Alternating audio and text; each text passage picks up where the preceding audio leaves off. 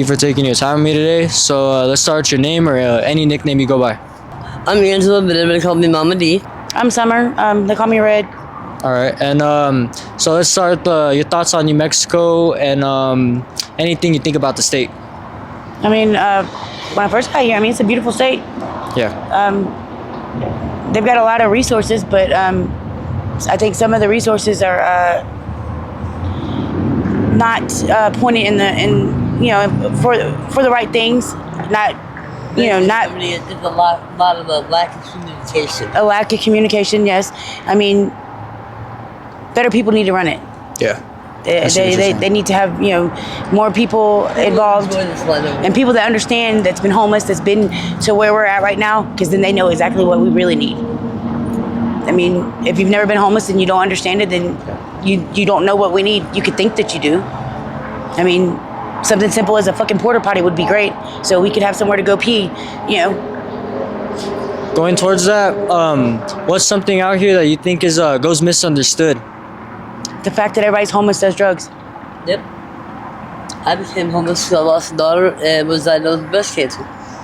A lot of people here have found, I'm not from here, I'm from Alabama, so when I was just shocked when I got here, it's amazing how it's been almost a year and that I became comfortable. These are my people. Yeah. They took me in, you know what I mean? Like, they didn't have anywhere to go. Mm-hmm. It's amazing how people that don't have shit will give you the last thing, give you everything they have. Of course, a lot of people call it family out here. It is a family. It's what we butted heads more times than we care to admit. But then they were all human. We all deserve the same. We all been there, done that. I still love the thing. At the end of the day, right is right and wrong is wrong.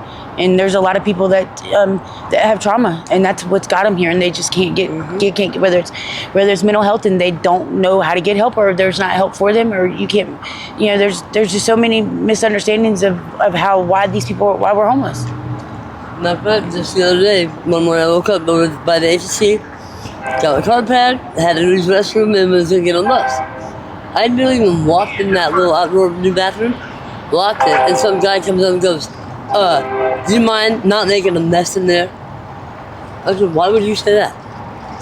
Whataburger's one of the places. They're homeless. Okay. We're not allowed to, even if I purchase food at Whataburger and I go in the bathroom, within 2 minutes, they're banging on the door telling us to hurry up. I got to get out of there. I mean, it's only because they know that we're homeless. You know what I'm saying? If we were just, if they didn't know, they wouldn't do that to us. Does anybody want to buy a mangoes to grill? We're in the middle of something, baby. No, I'm all right. We're doing a show. We're doing an interview. Thank you, Mama. It's all right. No, you're good. No, you're good. You're good. I do want to say that ACS, they have their good points and their bad points. However, there are a couple ACS people that I don't know what I would love to do for them, and that would be one of the name by the name of Ernest. Oh, yeah. He's one of them ones that he basically empathizes with everybody. The West Side Shelter is another place that's a joke. I mean, we heard about sanitary problems with that place. Absolutely, the flies are ridiculous there. Mm-hmm. They don't give us napkins anymore. I mean, we actually have someone who talks shit in our comments that's from there, and he says like, "Oh, that's a lie." That's not a lie. If you're an addict, doesn't matter what you're currently using or if you previously used, they target you. They harass you. Don't do what they want to do, and they let them push you around. They'll find some way to suspend you. Yep. And so now I'm suspended indefinitely in trespass. Yep. But I'm okay with that because that place is a joke. The people that run this place are just like us. They need to look inward to the people that are working there, and if they want the drugs to stay out the place, they need to get the people that work there from selling the drugs in the place. Of course. So going towards that, what do you think about the whole opioid drug epidemic going on out here? I think I've never seen nothing like it, and I've been a few places. I'm from Florida. I mean, it's a pretty big state. I lived in Alabama right before I came here, and I've never seen anything like it. Yeah. I've never. I mean, we have drug addicts too, and we have homeless, but it's nothing like this. Yeah. So with that being said, I guess I could say, what's a lesson you've learned?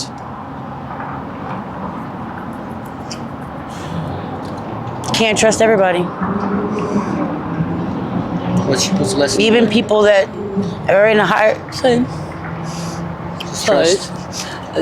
When you asked that last question about the opiate, and then I lost a daughter 3 years ago to fentanyl overdose, so it kind of. No, it's okay. It's amazing that we have it. You know, there's. I mean, we have people that quote go out every day, and I mean, there's so many of us that we bring them back to life every day on a regular basis. That's fucking crazy to me. I've never seen. Matter of fact, I got nothing on me right now. Right, I've got 4 or 5 too. Because I mean, you never know. We got about 20 in the bag. I mean, and it's that serious. But I mean, these people. I mean, you know, some of them don't want help. But some of them do want help, and there's just it's that revolving door here. They're getting funding for that. They're in a state of emergency here for fentanyl crisis. They get funding for that. Then, since when do you go to a program and you get punished for you know relapsing? Relapsing is part of addiction. It's gonna happen. If you throw me in the street and make me homeless, every time I relapse, I go right back to the same shit. I mean, that makes no sense to me. And that's all these programs: State of the Heart, just like Grand Summit. I mean, I could just keep naming off. You know, it should not be a punishment to relapse. You know what I'm saying? Like I said, that's part of that. I've never in my life heard anything like it. That's how I ended up homeless. I came here clean, went to a program, relapsed, and ended up in the fucking street, literally homeless, nowhere to go. I mean, how does that work? They said they were here to help. And that's like, I agree with her, but I don't understand. And people, a lot of them, I don't think they realize or even want to even believe it or think about it. But people that do like the inpatients, they say to her that when they get their free time, 99.9% of the time, what are they going to do on their free time? They're going to come right back down here. Yeah, because it's too much freedom, man. I mean, I think it's just all for funding. I had the lady tell me, I was like, why would you put us here? You know, right by the by the in and out where you have to walk by these, you know, every single day, that temptation. She called it something therapy, exposure therapy. I said I wasn't aware that that's what y'all were doing. Nobody told me because I would not have put myself in that situation. That's a setup right there to relapse. Some people aren't ready for that. And I've been clean for 6 years. I mean, you put it in your face every single day and then you make us homeless. What do? You go back, I mean, you do something to numb the pain. It's hard being out here when it's cold. I got a question. What's missing? What do you mean? I guess you could say with the programs or with the sources. What do you think's missing, or what do you think can be fixed? Like a lack of communication. Communication? I think, And I think compassion. People are so what's the word? They're desensitized to the addiction problem, especially here in Albuquerque. I've never met so many people that are just desensitized to it. You know, they think that everybody that's homeless is a drug addict, and everybody that's a drug addict, you know, wants to be that way. Yeah, like they look at you as a problem instead of a human. Exactly. Exactly. I mean, anywhere in this area, especially. You know? Yeah. But I think with like the whole, oh gosh, what we just, I had a brain fart.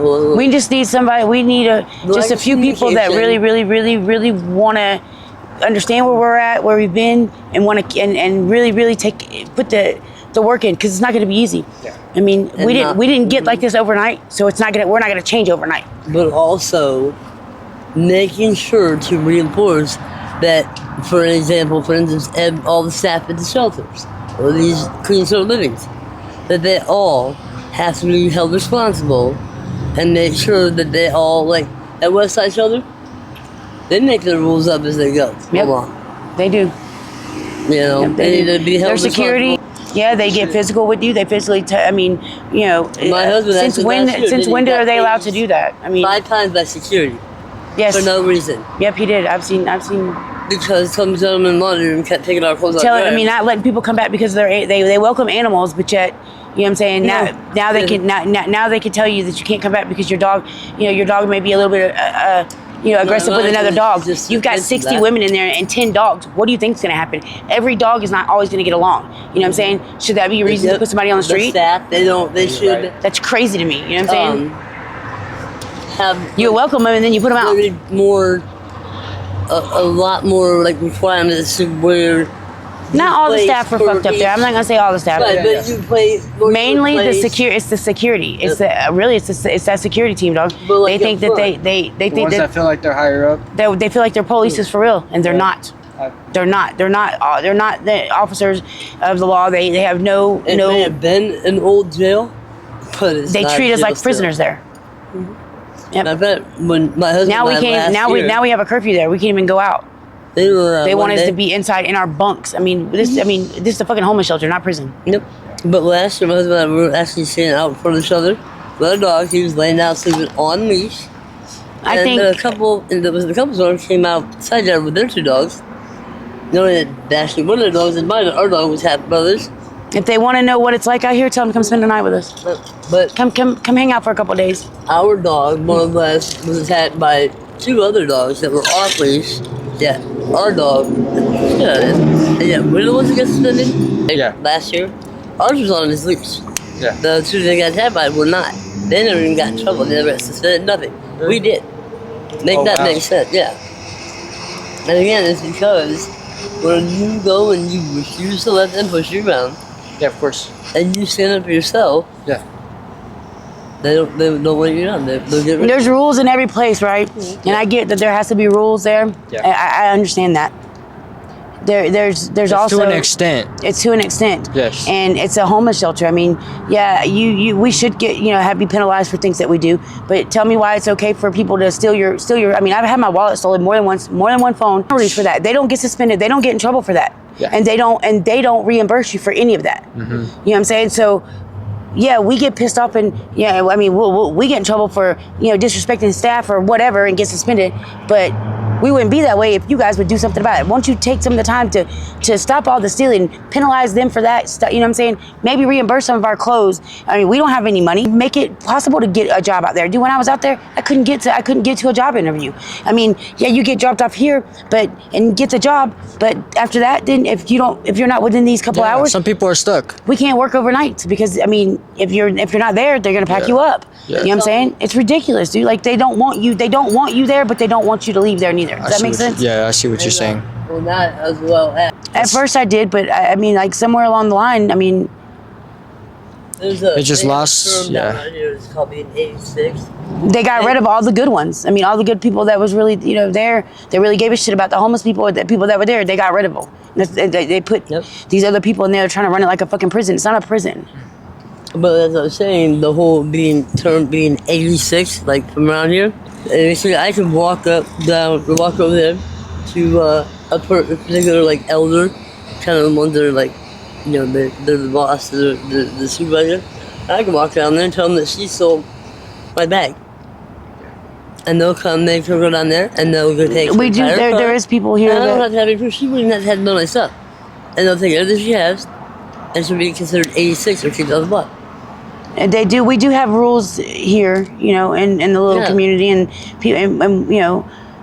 they don't promote violence, and they don't, yeah, there is consequences when you steal from people, and I mean, you have to. But when there's no proof, and when they search you, you don't have anything. You know what I'm saying? More especially last summer, a particular person did that to me and my husband, and in that backpack that they kept was Your my daughter's- daughter that passed I away. remember that. Her senior class pendant. and then the urine. Yeah. I had her urn stolen. I got that. But this back. is what I tell you about trauma. Some people are so stuck and so hurt with the trauma that they can't get past it. Exactly. And it keeps them here. And going towards what she said, we've talked to people with the encampment team where they have came and take them to jail, and they've Taken disposed everything- of people's pictures of them with their child, with their They kids. threw everything away, dude. Everything. I have no pictures of my Yes. kids anymore. Nothing. Yes, stuff that valuables that their moms and dads may have gave them. Because we're homeless and we have nowhere. We put it in a cart. Everything I own right here. Of course, and they don't this see is- it that way. They don't see it that way. They're gonna give us a ticket. And what's the point? And put us in jail, and then they Yeah, just of let us course. right back out and another ticket. And I mean, dude, if we had somewhere to put it or somewhere to go, then we would. And we don't got like a lot of girl interviews per se. We've only got one other one. Her name was Kim, and it was up on Central. So like this is honestly our second ever interview with like girls. So like I would say like what's something that you think in particular that girls struggle with out here?